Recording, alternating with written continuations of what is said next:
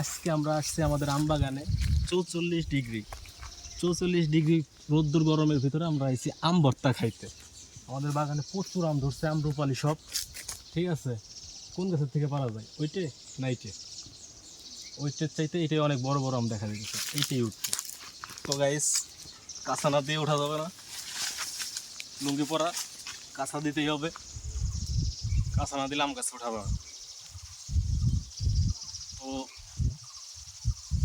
প্রচুর গরম পড়ছে আজকে, মন চাইছে আম মাখা খাইতে, আম ভর্তা। তো আপনারা ভিডিওটি স্কিপ না করে আমাদের সাথেই থাকুন।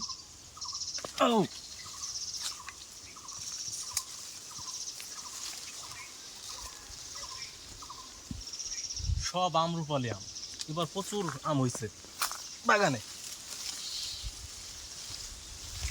কাঁচাই খাইতে হবে এগুলা। এই যে একটা, এই একটা,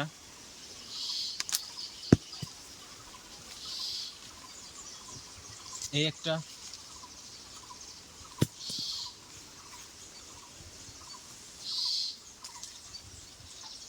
তারপরে এই একটা। প্রচুর আম হয়েছে, প্রচুর। এই যে থুপাই থুপাই আম, এই যে আম, এই যে এইখানে, এইখানে,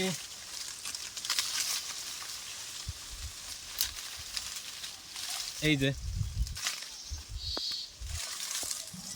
এই একটা,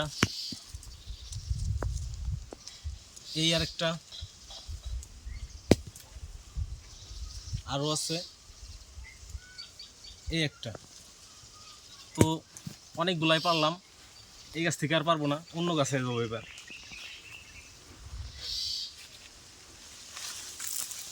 নেমে গেলাম এই গাছ থেকে।